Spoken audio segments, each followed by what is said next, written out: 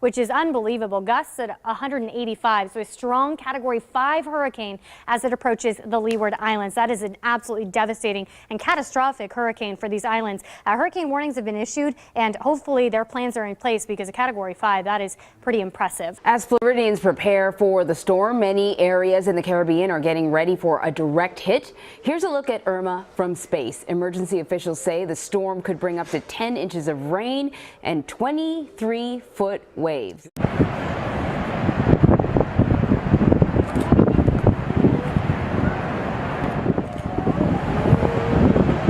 As you can see, this is the calm before the storm. As you mentioned, states of emergency not only in Florida, but also here in Puerto Rico, where we were upgraded to hurricane warning just overnight. And that means today is all about preparation. The people who we've spoken to here on the ground have said, look, we're Caribbean people. We understand what it's like to have wind and rain, especially at this time of the year. But a Category 4 hurricane, that's a completely different beast. That's why the National Guard has already been activated. Schools are closed. More than 200 FEMA workers are already on the ground, and almost 500 emergency centers have been set up all throughout the island. Meanwhile, back in Florida, people are gearing up. We're having food and supplies and water. They're stocking up because authorities there say they can't afford not to be prepared for Hurricane Irma. All 67 counties there are under a state of emergency, and some people are taking a wait-and-see approach, deciding whether or not they're going to evacuate based on how close this hurricane comes. Meanwhile, many there are preparing for an event that's already been described as catastrophic and as life-threatening, and one that's barreling toward us as we speak.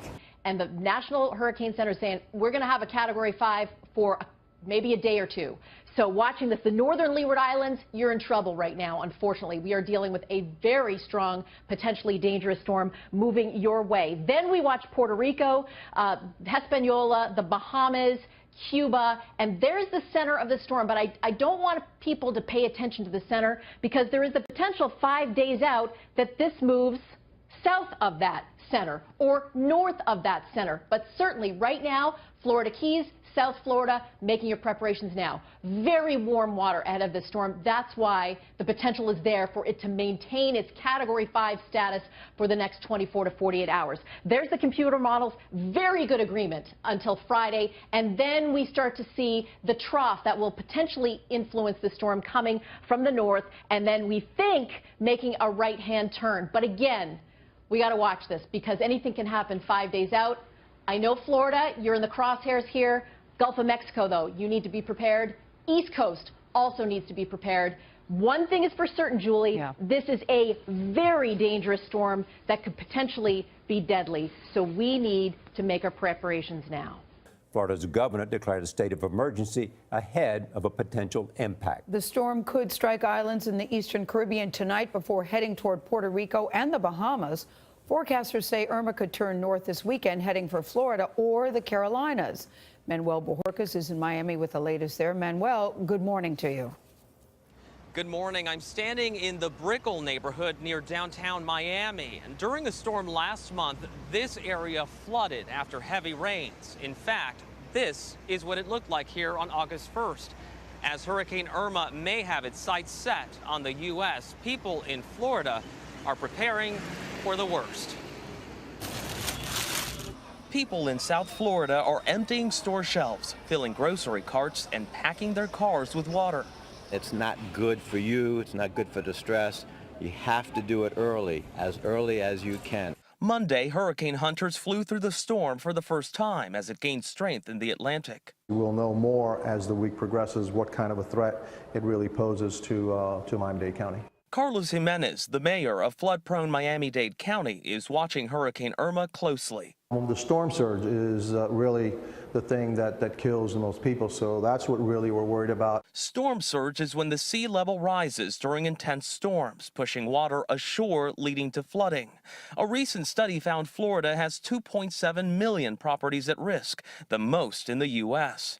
Miami Beach averages around 4 feet above sea level and fights flooding at high tide on a regular basis. Last month, heavy rain turned the city's streets into rivers. The anti-flood pumps failed during a power outage. The city has ordered portable backup generators, but Mayor Philip Levine warned the pumps may not be enough. These pumps were designed for normal rain and, of course, sea level rise. They will be helpful in the event of a storm, but they're not designed for hurricanes. Irma now at Category 5, but for some perspective, it's been more than 100 years since 2 Category 4 hurricanes have made landfall in the U.S. in the same year.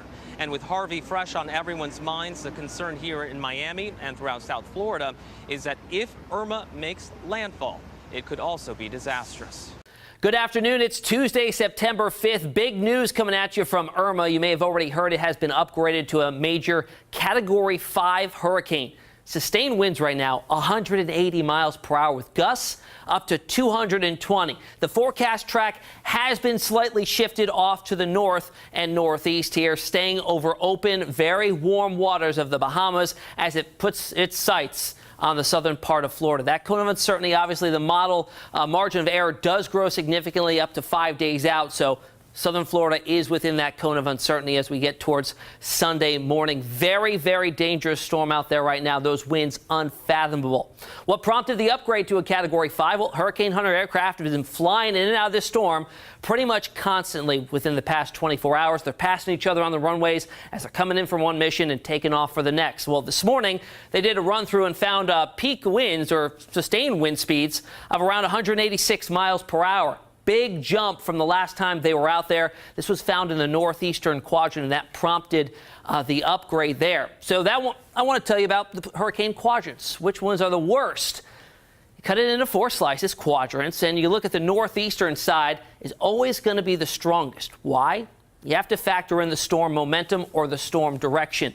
So it's moving off to the north here, so you have to take into account the storm movement speed and add in the wind speed, so you're always going to get those higher wind gusts there in the front right or the northeast quadrant. On the other side of that, the front left, still significant storm surge there, and you go off to the back right, significant wind speed still found within that. The back left, if you're talking in terms of weakest when you're dealing with a hurricane, you're going to find the back left as finding the weakest winds there. So we're going to have to watch that very, very closely as we go through the next few days here and see where that northeastern quadrant influences some land masses. Now, I also want to dispel some rumors that maybe you've heard on social media. I know I've been asked a few times, Tim, when is Irma going to grow and become a Category 6? News to me, there's no such thing as a Category 6. The Saffir-Simpson scale, which is what we use to gauge hurricane strength based on its wind speed as well as its minimal central pressure, only goes up to a Category 5, and that includes